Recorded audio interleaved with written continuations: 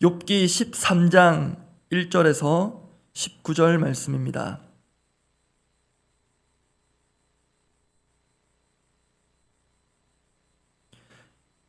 욥기 13장 1절에서 19절 말씀입니다.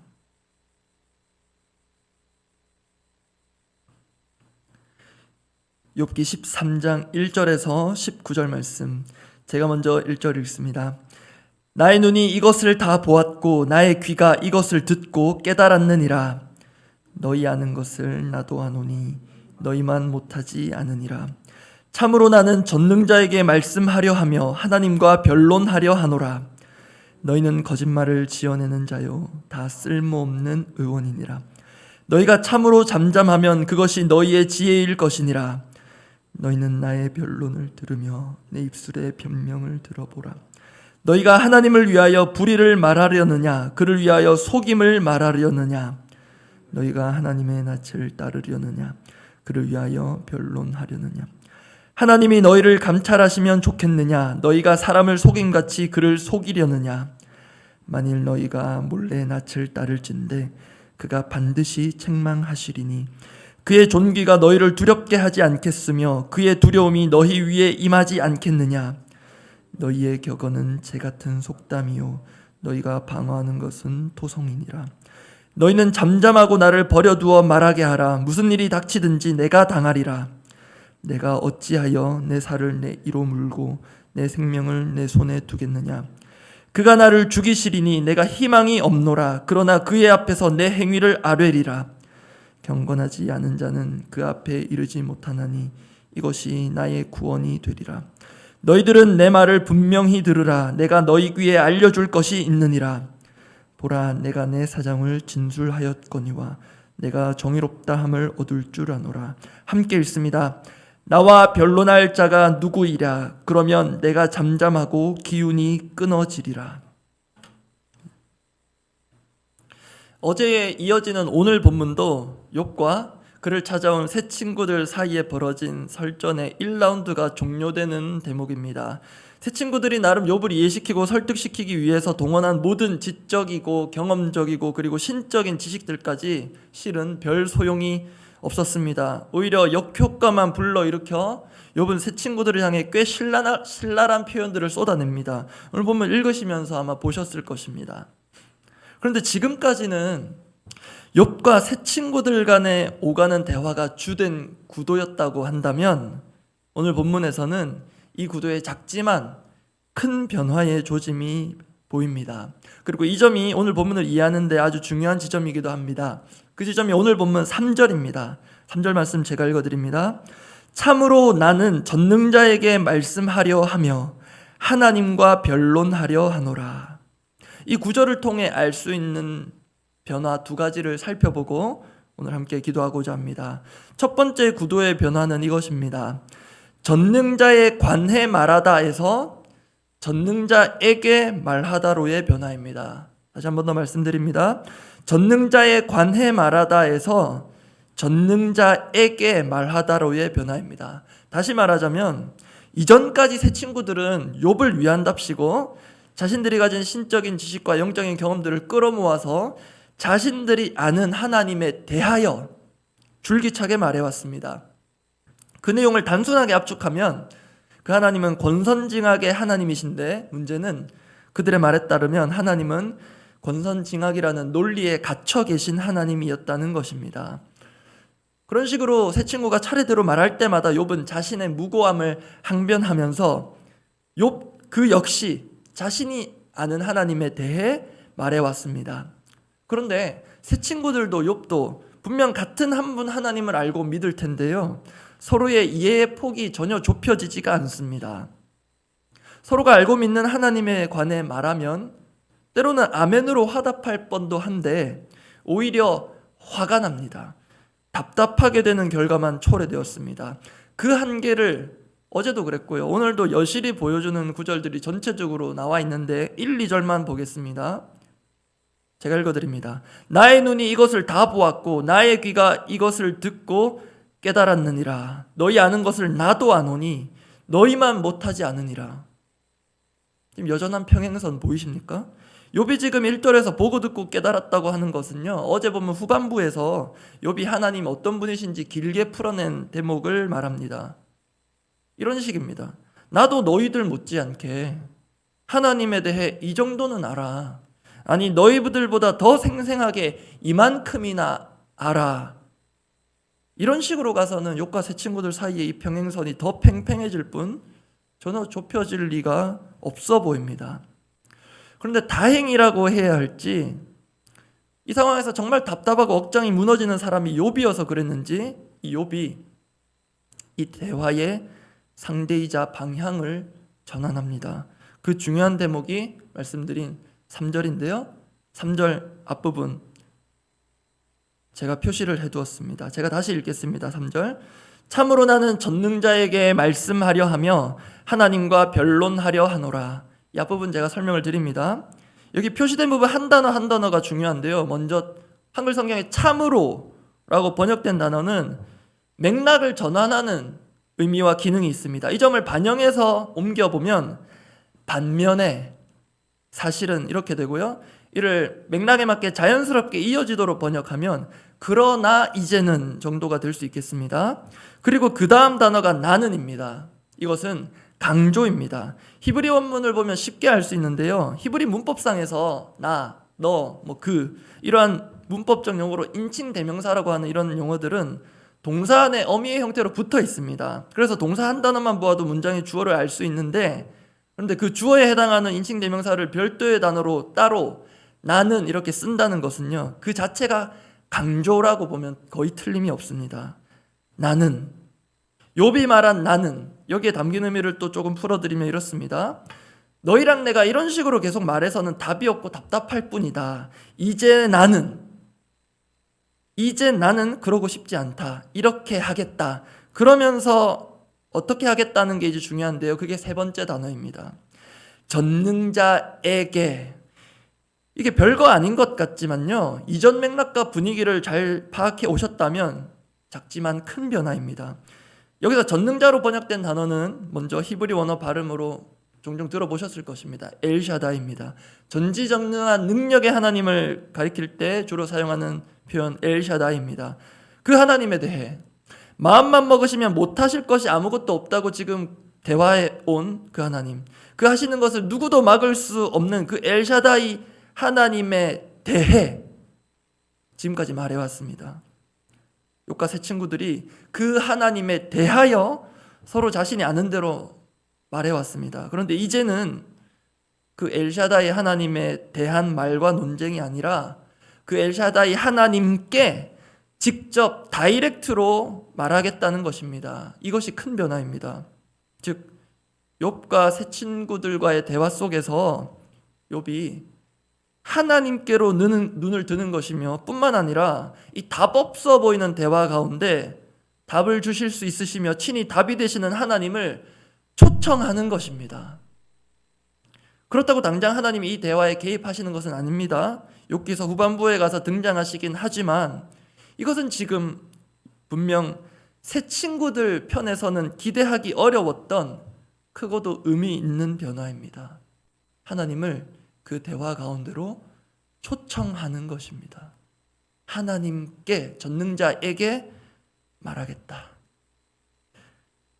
여러분, 우리도 가만히 생각해 보면요, 각자마다 저마다 하나님에 대한 지식들이 있습니다. 그 지식들이 영적인 경험들로 강화되어 굳어집니다. 내가 아는 하나님은 이런 분이다. 나는 이런 하나님을 믿는다. 다 좋습니다. 그런데 그러한 귀중한 하나님에 대한 지식들이 욥과 새 친구들 사이에 벌어진 것처럼 때로 서로 상의하거나 상충되는 경우도 있습니다. 누구 말이 맞는지, 누가 믿는 하나님이 정말 참 하나님인지 정확한 분별이 필요할 때도 있습니다. 욥이 지금 그러한 작업을 시도하고 있는 것입니다.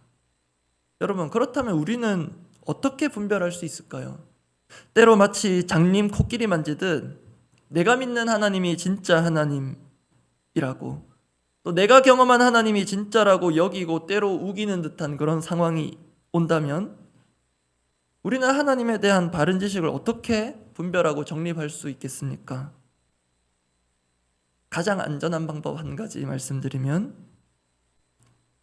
욥이 한 것과 유사하게 방향전환이 필요한데요, 나와 너에서 성경에 계시된 하나님께로 향하는 것입니다. 성경에 계시된 하나님께로 향하는 것. 우리 하나님은 자신을 특별 계시인 이 성경을 통해 우리에게 알려주셨습니다. 계시라는 말은 원어의 의미상 열어 보인다라는 뜻인데요, 하나님 편에서 열어 보이지 않으시면 우리 인간은 스스로 열어볼 수 없습니다. 그렇게 하나님께서 자신을 열어 보이시고 펼쳐 보이신 것이 바로 이 성경 하나님의 말씀입니다. 그래서 우리는 성경 말씀에 계시된 하나님께로 가능한 자주 수시로 향해 들어가야 합니다. 이것이 오늘 본문에서 욥이 행한 방향 전환에 해당하는 것입니다. 우리가 아무리 오래 신앙생활을 하더라도, 아무리 깊고 진한 영적 체험을 하더라도 그 모든 것들은 성경에 계시된 하나님으로, 하나님께로 정리되어야 하고 귀결되어야 합니다. 그래서 나온 구호가 오직 성경입니다. 오직 성경이라는 종교개혁의 구호에 담긴 중요한 의미가 이 성경이 모든 것의 최종적이자 최고의 권위를 가진다는 것입니다.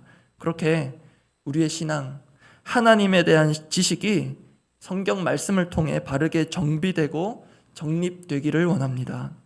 두 번째 구도의 변화입니다. 첫 번째가 전능자에 대해 말하다에서 전능자에게 말하다로의 변화였다면, 두 번째는 하나님을 재판장으로 모시다입니다. 하나님을 재판장으로 모시다. 이것은 첫 번째 전능자에게 말하다와 연결되기도 하는데요, 그 전능하신 하나님을, 엘샤다이의 하나님을 단순히 한 대화의 상대, 토론의 한 패널 정도로 초청하는 게 아닙니다. 재판정의 재판장으로 하나님을 모시는 것입니다. 이를 보여주는 중요한 단어가 3절 후반부에 있습니다. 3절 말씀 다 같이 한번 읽어보겠습니다. 참으로 나는 전능자에게 말씀하려 하며 하나님과 변론하려 하노라. 사실 이게 한글 번역상으로 언뜻 보면 꽤 도발적으로 보이기도 합니다. 어디 감히 사람이 하나님과 변론하겠다는 것인가? 욥이 그만큼 대단한 사람인가? 먼저 그러한 오해를 풀어드리자면, 이 변론이라는 것은 하나님이 사람에게 제안하신 바이기도 합니다. 유명한 구절이 이사야 1장 18절인데요 앞부분 제가 읽어드립니다. 여호와께서 말씀하시되 오라 우리가 서로 변론하자. 하나님이 변론의 자리로 우리 사람을 초청하시기도 합니다. 이 변론이 오늘 본문 3절에 나온 그 변론과 같은 어원의 단어입니다. 같은 단어라고 보셔도 됩니다. 중요한 게요, 이 변론이, 이 단어가 법정적인 용어라는 것입니다. 그냥 한번 논쟁해보자가 아니라 법정적인, 법정에서 사용되는 용어라는 것입니다. 다시 오늘 본문으로 돌아옵니다. 욥이 지금 하나님께 말하겠다, 변론하겠다는 것은 무대 세팅이 완전히 달라지는 것으로 이해하시면 쉽습니다. 지금 저희 교회 룻기 공연이 준비가 한창인데요, 지금 본문의 배경을 무대로 세팅한다면 무엇이 될까요? 법정이 됩니다. 원고 측 또는 검사 측은 욥의 세 친구고요, 억울한 피고인, 변호인단의 대표는 욥입니다. 그리고 그 법정의 재판장이 바로 하나님이십니다. 그 전까지는 욥과 세 친구들의 설전 공방이었는데요, 지금부터는 재판이 시작되는 것입니다. 그래서 욥이 하나님과 변론하겠다는 것은 욥이 동등한 입장과 지위에서 하나님과 논쟁 한번 제대로 해보겠다는 게 아닙니다. 존경하는 재판장님으로 시작하는 그 법정의 멘트처럼 경외하는 재판장 하나님께 이 답없는 문제를 살피시고 해결해 주시고 선처해 주시기를 호소하는 것입니다. 이러한 중요한 변화가 우리에게도 정말 필요하며 절실해 보입니다. 왜냐하면 우리는 스스로 재판장의 위치에서 판단하고 결정할 때가 꽤나 많기 때문입니다. 물론 그래야 할 때도 있습니다. 그런데 그래서는 안 될 때도 적지 않은데, 그 하나님의 자리에 우리가 앉고 서서 판사봉을 당당하게 내리칠 때가 있다는 것입니다. 그게 담임 목사님 최근 들어 자주 말씀하시는 죄의 본질, 그 자기 중심성과도 연결됩니다. 그 자리에서 우리가 내려와야 문제가 해결될 텐데요. 내가 정리하고 판결 내리면 그게 해결이라고 생각하는 게 우리의 죄성입니다. 그래서 내가 보기엔 해결되는 것 같고요. 땅땅땅 내리치면 뭔가 속이 시원해지는 것 같기도 하지만요. 그 판결 때문에 상대방은 누군가는 마음이 상하고 때로 억장이 무너져 내릴 수도 있습니다. 그게 욥이었어서 우리끼리 이대로 가서는 안 되겠다. 하나님께 가져가자. 우리 하나님께 가자라고 하는 것이 오늘 본문에서 발견되는 중요한 변화이자 전환입니다. 그리고 그것이 우리에게도 필요하다는 것입니다. 말씀 정리합니다. 하나님의 관해서를 넘어서 하나님께 말하는 것, about에서 to로 넘어가는 것, 그것이 정상적으로 가능하려면 자리를 잘못 찾아 재판장에 앉았던 저와 우리가 거기서 내려와야 하겠습니다. 원고석이든 피고석이든 방청석이든 내려가야 하겠습니다. 그리고 우리 하나님을 진정한 재판장으로 인정하고 모셔 올려드려야 하겠습니다. 그것이 우리 기도할 때도 마찬가지일 것입니다. 내가 다 기획하고 계획하고 이대로 해달라는 식의 간구는 실은 내가 하나님 자리까지 올라가 하나님을 저 아래로 밀어내리는 것과 크게 다르지 않아 보입니다. 내가 다 이렇게 결정하고 계획했으니 이대로 이행해 주십시오.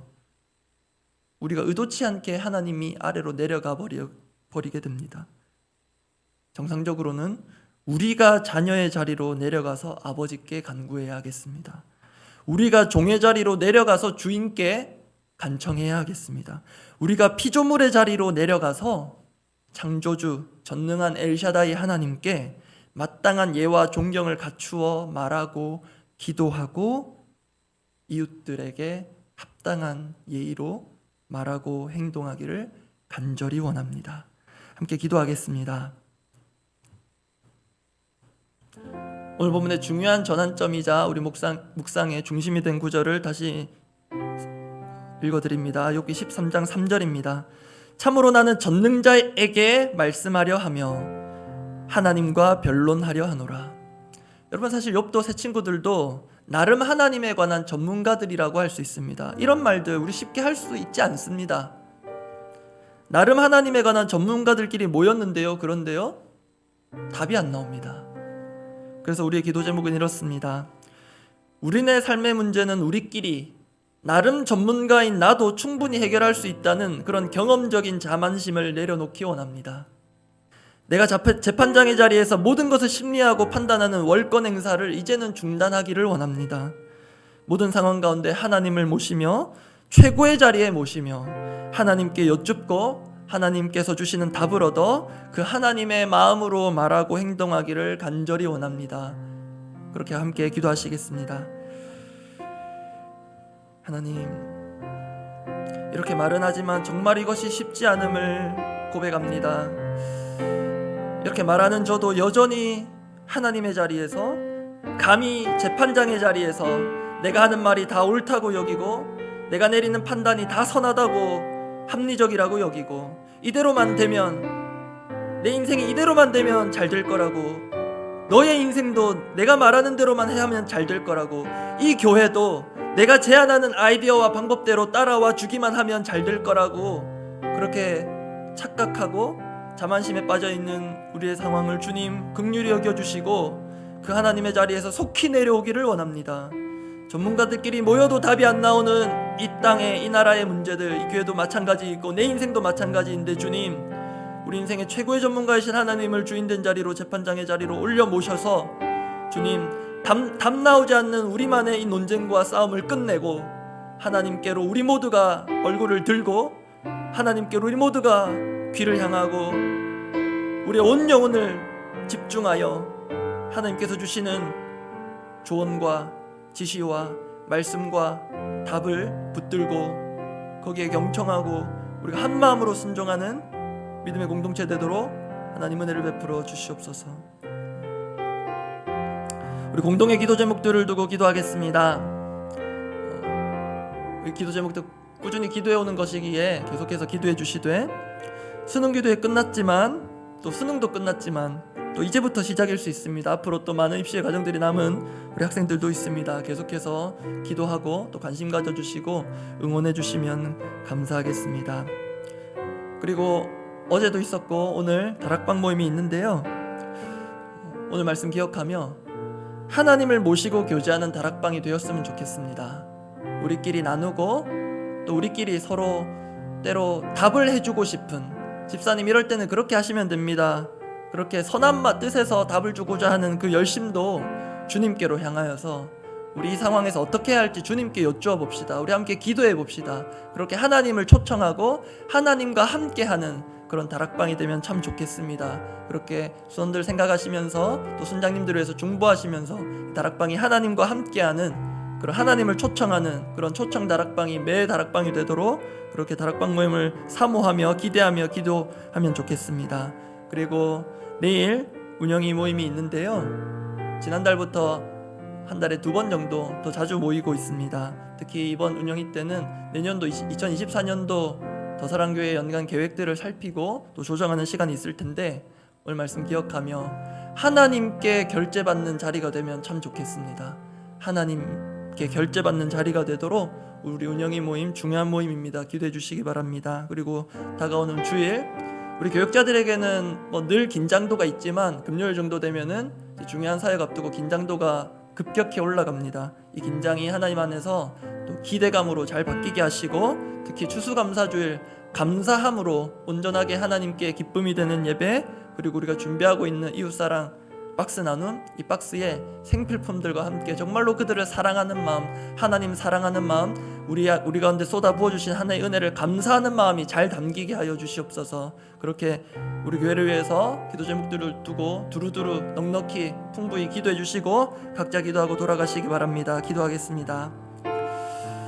아버지, 이 교회를 불쌍히 여겨 주시옵소서. 이 교회를 친히 살펴 이끌어 주시옵소서. 주님, 이대로 가면 되겠다는 우리 인간적인 합리적인 판단을 유보하고 정말로 하나님께 모든 것을 최종적인 결제 사인을 받아서 행해 나가고 싶습니다.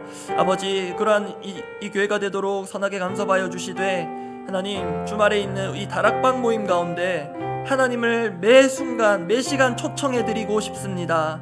우리끼리 나눠서 좋은 얘기 나누고 담소 나누는 수준을 넘어 하나님을 그 자리에 모셔서 함께 웃으며 하나님과 함께하는 교제를 나누고, 때로 서로에게 답을 줘야 하고 또 답이 보이지 않는 막막한 상황이 있을 때 그때 서로 안에서 답을 쥐어짜내는 것이 아니라 하나님을 순간순간 초청하고 기도로 구하며 하나님께로부터 오늘 답을 찾으며, 그렇게 하나님을 그 자리에 주인으로 모시는, 하나님이 주인된, 하나님께서 초청되는, 주인으로 초청되는 다락방이 되도록 주여 부담 가운데 또 준비하고 인도할 순장님 주님 붙들어 주시고, 또 우리 모든 순원들 하나님 필요한 것들을 공급하시며 그 자리가 정말로 하나님께 하시는 기쁨의 잔치와 축제와 하나님의 임재의 나라가 되도록 은혜를 역사를 더하여 주시옵소서. 주님, 추수감사주일의 예배가 그냥 절기적인 형식적인 예배 되지 않기를 원합니다. 정말로 우리의 감사가 가득가득 담기기를 원하며 눈에 보이는 이 박스로 물품들을 이웃사랑을 위해서 담을 텐데, 그 안에 정말로 물건만 담기는 것이 아니라 우리의 하나님을 향한 사랑과 감사가 담기며 정말로 이웃들을 향한 우리의 순전하고 순수한 사랑과 관심과 사랑이 가득 담겨서 정말로 이 박스를 통하여서 우리의 정성을 넘어 하나님의 마음과 하나님의 살아계심과 하나님의 그 능력이 전해지는 귀한 능력의 박스가 되도록 주여 역사하시고 친히 살펴주시옵소서. 주님.